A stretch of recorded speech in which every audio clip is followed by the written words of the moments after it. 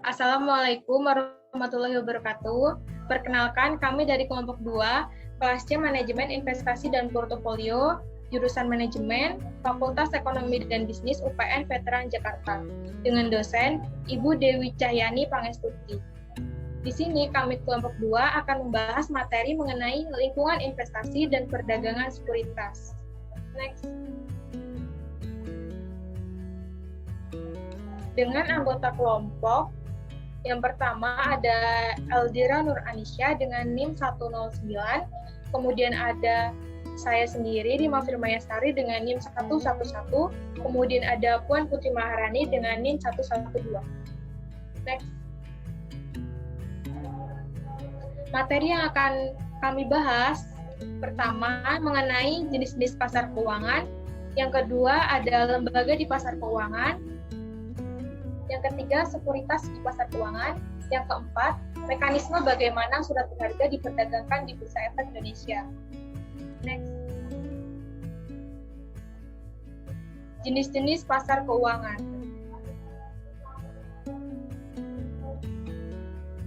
Yang pertama ada pasar uang atau money market. Jadi apa sih pasar uang itu? Jadi pasar uang itu suatu tempat yang mempertemukan antara pihak yang memiliki kelebihan dana dengan pihak yang membutuhkan dana atau biasa disebut dengan peminjam atau pencari modal. Nah, dengan begitu, pasar uang itu dapat menjalankan fungsinya sebagai fasilitator yang menjembatani penyalur dana dari pemilik modal kepada peminjam modal. Nah, ciri-ciri untuk pasar uang itu yang pertama, pasar uang itu tempat memperoleh dan tempat yang hanya dapat memenuhi permintaan dan penawaran dalam suatu pasar dalam jangka waktu yang pendek. Nah, kenapa hal tersebut terjadi? Karena hal ini itu disebabkan pendeknya periode tempo pasar uang. Jadi pasar uang ini juga tuh nggak memiliki ikatan dengan tempat tertentu. Nah, kemudian untuk pasar uang dan pasar modal itu berbeda. Apa sih perbedaannya? Jadi pasar uang atau money market itu pasar yang mempertemukan pihak peminjam dan pemberi pinjaman yang saling sepakat mengenai nilai pinjaman, kemudian bunga dan jangka waktu yang pendek, umumnya kurang dari 1 tahun. Sedangkan pasar modal atau capital market adalah pasar yang mempertemukan pihak pemodal dan pihak yang butuh modal yang kesepakatannya berwujud instrumen jangka panjang lebih dari 1 tahun yang dapat diperjualbelikan. Nah, apa aja sih pelaku pasar uang itu? Yang pertama itu ada bank, yang kedua itu ada perusahaan umum, kemudian perusahaan asuransi, yayasan, dan lembaga keuangan. Next. Instrumen investasi pasar uang. Itu ada sertifikat Bank Indonesia atau SBI, kemudian ada surat berharga pasar uang, ada pasar uang antar bank, surat berharga komersial, repo, wesel tagih, surat sanggup bayar, sertifikat deposito. Next. Nah, selanjutnya ada pasar modal atau capital market. Seperti yang udah dijelasin di awal tadi, pasar modal atau capital market merupakan tempat untuk para investor membeli sekuritas dengan menggunakan kelebihan dana yang dimilikinya dengan perusahaan yang membutuhkan modal. Bursa efek atau bursa saham merupakan tempat untuk melaksanakan transaksi sekuritas tersebut. Next. Nah, di sini ada jenis-jenis pasar modal. Yang pertama ada pasar primer. Jadi apa sih pasar primer itu? Pasar primer itu merupakan sebuah tempat pertama kali sebuah perusahaan secara terbuka menjual sekuritas kepada masyarakat umum. Sehingga berdasarkan hal tersebut dapat dikatakan bahwa pasar primer merupakan pasar tempat sekuritas baru muncul. Investor besar merupakan investor yang secara umum membeli sekuritas di pasar primer ini dalam jumlah saham yang besar. Initial Public Offering atau IPO merupakan sebutan untuk proses penawaran dari saham perdana. Next. Yang kedua ada pasar sekunder. Pasar sekunder merupakan tempat di mana perdagangan sekuritas dilakukan, seperti obligasi, saham, saham biasa, saham preferen. Nah, di pasar sekunder, investor itu melakukan penjualan surat kepemilikan modal kepada investor lain setelah emiten di pasar perdana menjual sekuritas atau sahamnya. Dalam pasar sekunder, harga saham yang diperjualbelikan dibentuk melalui mekanisme pasar. Nah, hasil penjualan dari saham yang dilakukan di pasar ini menjadi milik dari hak dari para investor.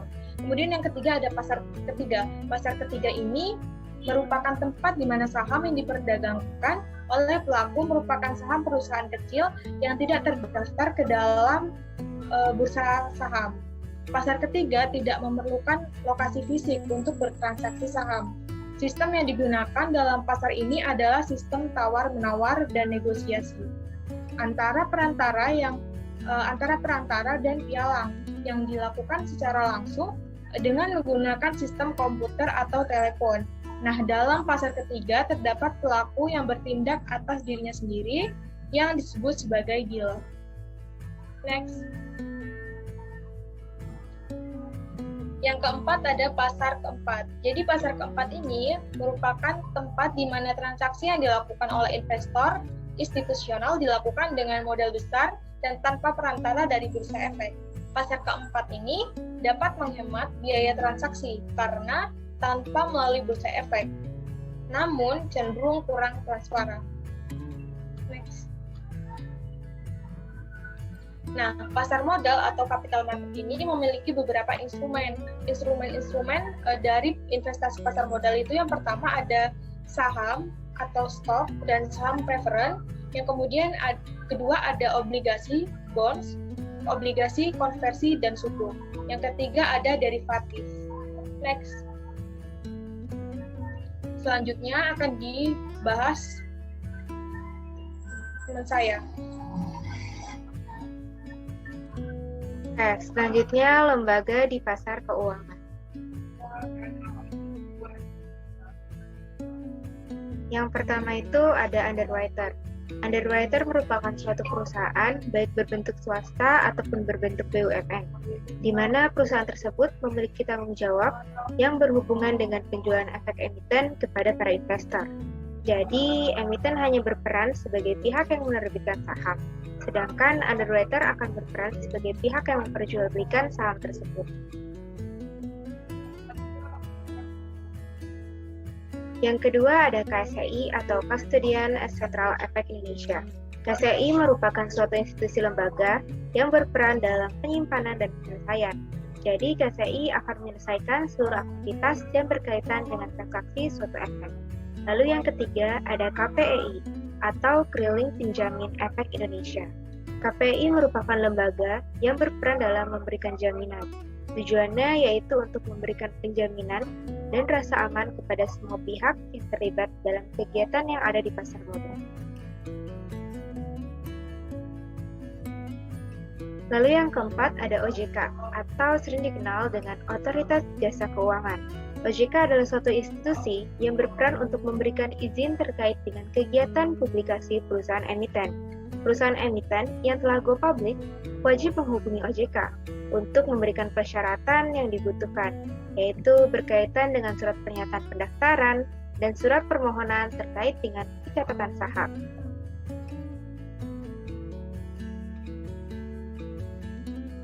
Lalu yang kelima ada akuntan publik. Akuntan publik memiliki peran dalam proses kegiatan audit laporan keuangan. Jadi, perusahaan yang akan go public diwajibkan untuk memiliki laporan keuangan yang telah mengalami proses audit. Oleh karena itu, akuntan publik berperan dalam proses kegiatan tersebut. Lalu yang keenam, ada konsultan hukum dan notaris. Konsultan hukum berperan dalam memastikan seluruh kelayakan perusahaan, yaitu dalam aspek hukum, pada saat perusahaan akan melakukan IPO. Selanjutnya, notaris akan berperan dalam pembuatan surat perjanjian yang berhubungan dengan kegiatan IPO.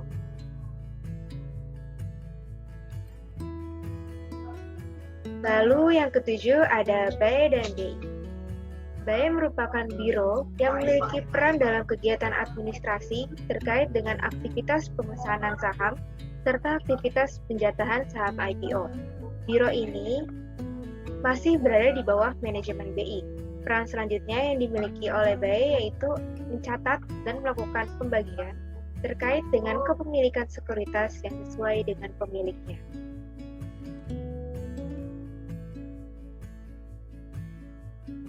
Lalu selanjutnya, sekuritas di pasar keuangan.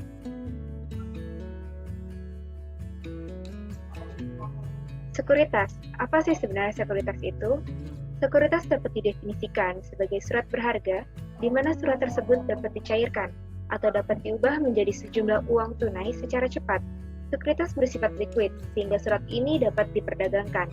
Sekuritas juga dapat diartikan sebagai bentuk kepemilikan akan sejumlah aset pada suatu perusahaan.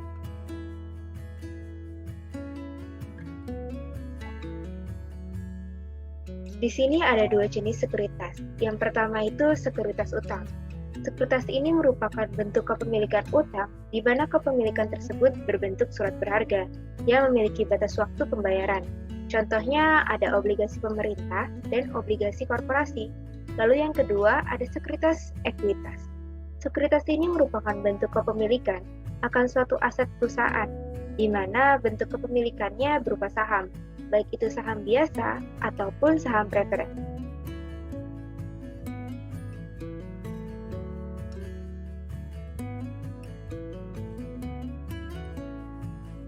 Selanjutnya ada mekanisme surat berharga diperdagangkan di bursa efek.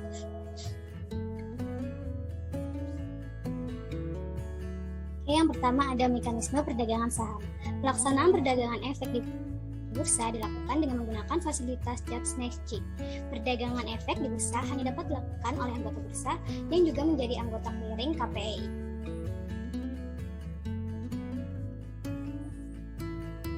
Yang pertama itu prapembukaan. Di pasar reguler, perdagangan dilaksanakan dengan prapembukaan. Penawaran jual atau permintaan beli dapat dimasukkan oleh anggota bursa sesuai dengan ketentuan auto rejection, satuan perdagangan dan satuan perubahan harga. Akumulasi penawaran jual dan permintaan beli pada harga tertentu di periode prapembukaan yang dapat dialokasikan oleh Jacks Next-G merupakan hal yang mendasari harga dari pembukuan. Pada sesi 1 perdagangan, seluruh penawaran jual dan permintaan beli yang pada prapembukuan yang tidak teralokasi akan diproses secara langsung, kecuali harga yang melampaui batasan dari auto rejection. Berikutnya tahap prapenutupan. Anggota bursa pada masa prapenutupan dapat memasukkan penawaran jual atau permintaan beli sesuai dengan ketentuan auto rejection, satuan perdagangan, dan satuan perubahan harga. Seluruh proses ini dilakukan oleh Jakarta Automated Trading System atau JATS dengan didasarkan kepada price priority dan time priority. Berikutnya pasca penutupan. Dalam pasca penutupan, Jakarta Automated Trading System mempertemukan secara berkelanjutan anggota bursa efek yang memasukkan penawaran jual atau permintaan harga penutupan atas jual dengan permintaan beli yang secara keseluruhan sama maupun sebagian yang didasarkan pada time priority.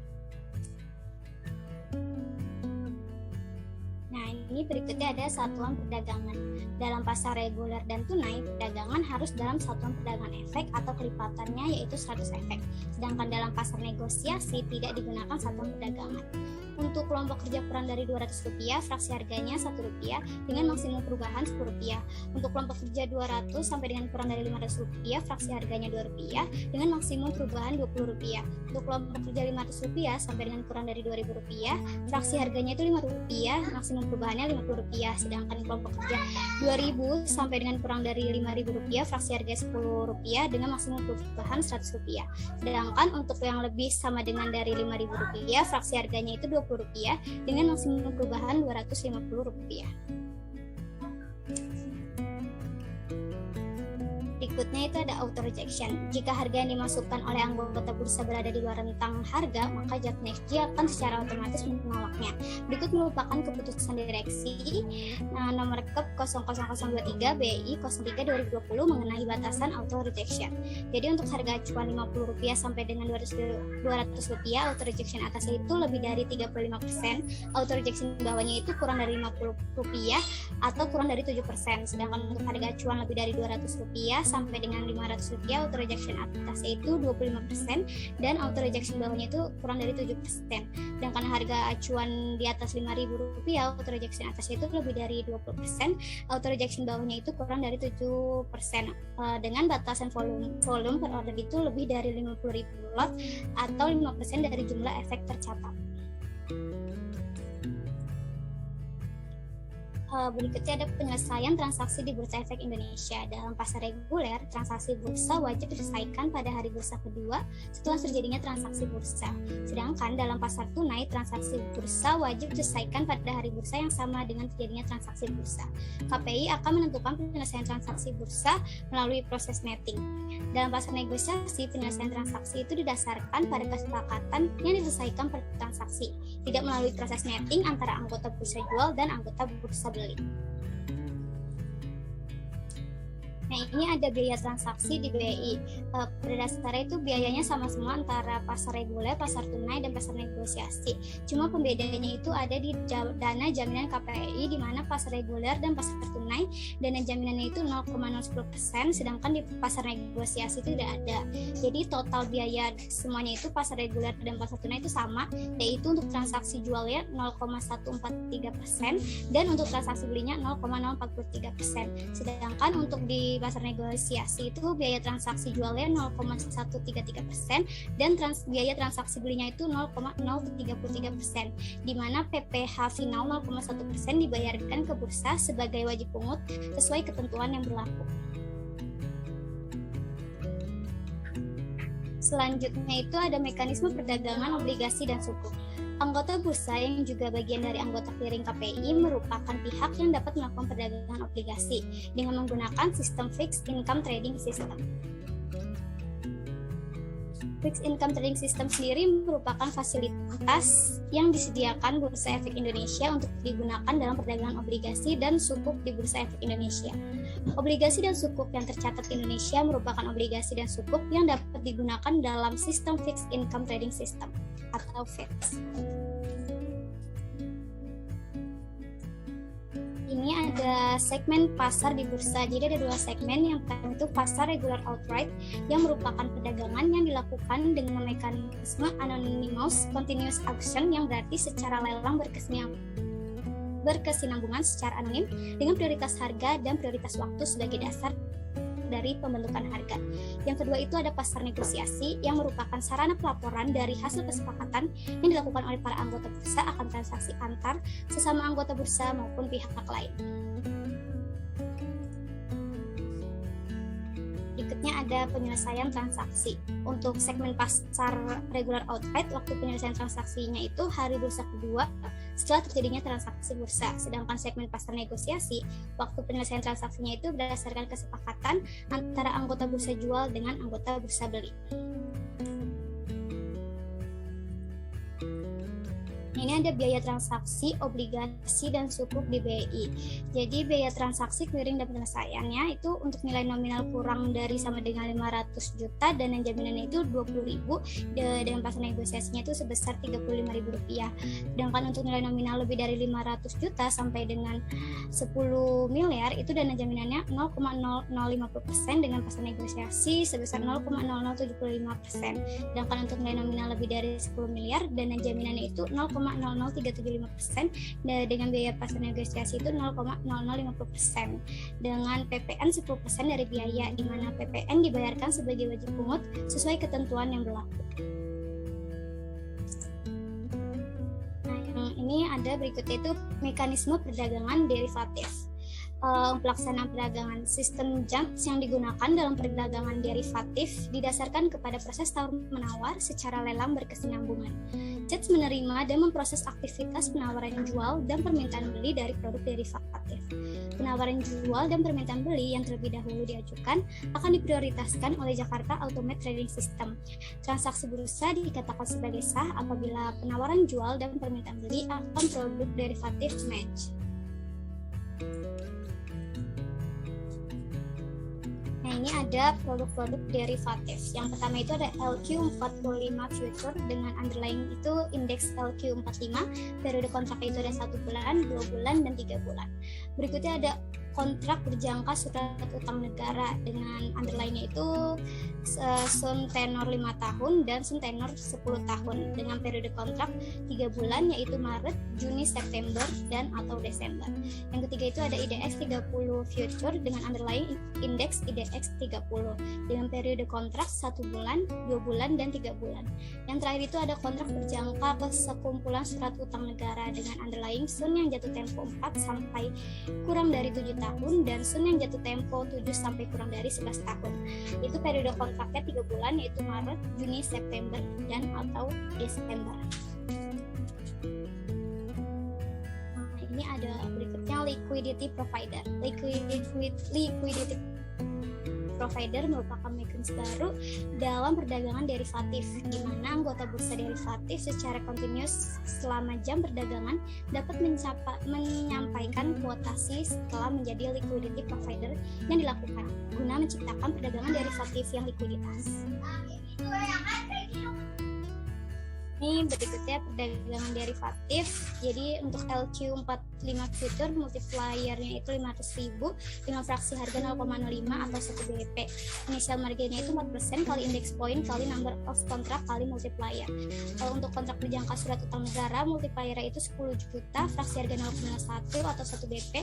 Initial marginnya itu 1% kali contract size kali number of contract kali future price untuk yang 5 tahun atau 2% kali contract size kali number of contract kali future price untuk 10 tahun. Sedangkan IDX 30 future multiplier itu 100.000 dengan fraksi harga 0,1 point index dengan initial margin 4% kali index point kali number of contract kali multiplier. Dan yang terakhir itu kontrak berjangka sekumpulan surat utang negara dengan multiplier 10 juta rupiah dengan fraksi harga 1 BP atau 0,01% dengan initial margin 1% kali IGBF price kali number of contract kali multiplier untuk 5 tahun atau 2% kali IGBF price kali number of contract kali multiplier untuk 10 tahun.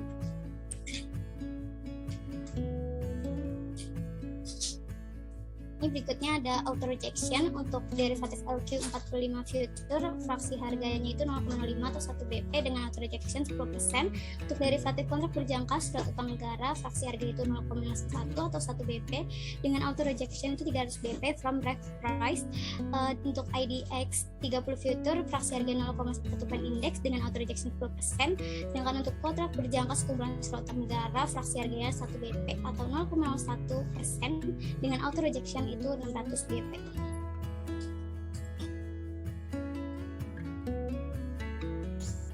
Nah, ini berikutnya ada penyelesaian transaksi. Jadi untuk semua produk derivatif, penyelesaian transaksinya itu hari bursa ke-1 setelah terjadinya transaksi bursa. Nah, ini biaya transaksi derivatif. Jadi untuk LQ45 future biaya transaksinya itu tidak termasuk biaya clearing dan settlement itu Rp5.000 per kontrak, sedangkan untuk IDX 30 future itu Rp3.000 per kontrak, sedangkan PPN itu 10% dari biaya di mana PPN dibayarkan sebagai wajib pungut sesuai ketentuan yang berlaku. Oke, mungkin selanjutnya akan dilanjutkan oleh teman saya. Nah, selanjutnya di sini kita ada contoh kasus.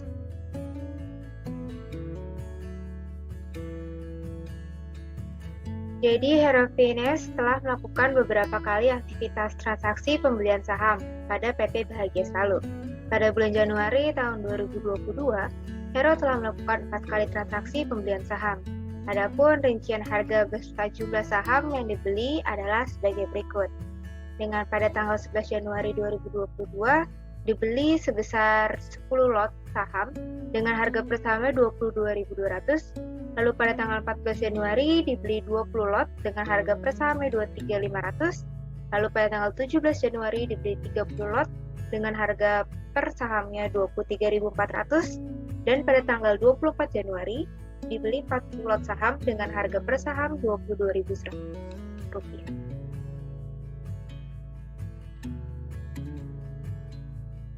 Di sini ada 2 hal yang ditanyakan. Yang pertama itu, berapakah total dana yang akan dikeluarkan oleh Hero untuk membayar seluruh biaya pembelian saham dengan asumsi fee pembelian 0,3% serta PPN 10%.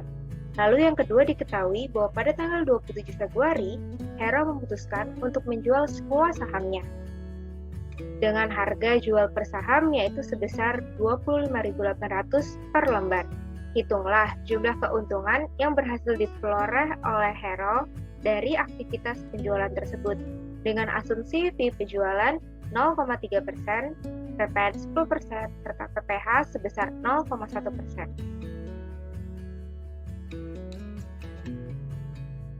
Nah, di sini yang pertama kita menghitung transaksi pembeliannya.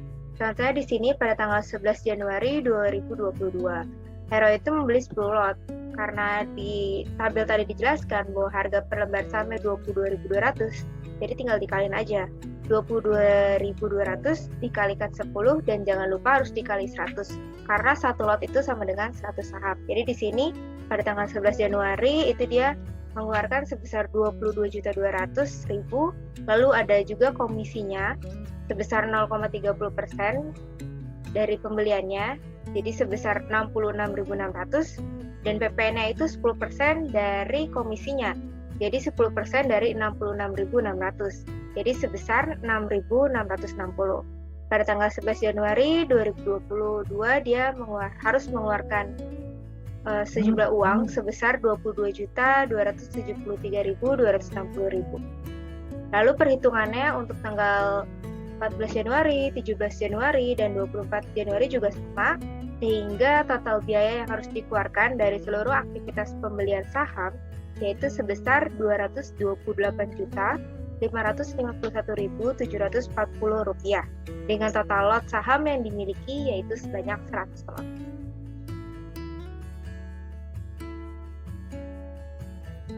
Nah, tadi juga dijelasin nih di dalam soal, kalau pada akhirnya Hero ini menjual nih sahamnya pada tanggal 27 Februari. Perhitungannya sebenarnya sama aja, tinggal kita kaliin.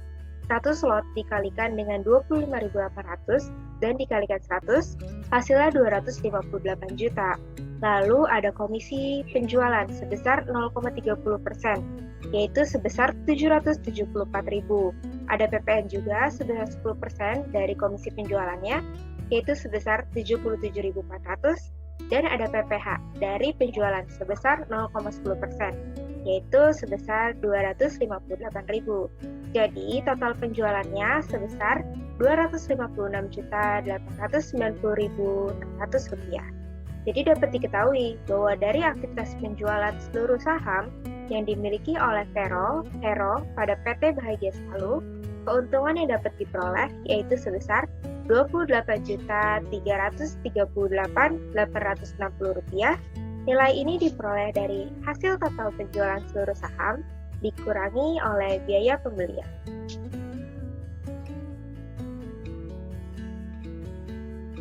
Sekian presentasi dari kelompok kami, kurang lebihnya mohon dimaafkan. Wassalamualaikum warahmatullahi wabarakatuh.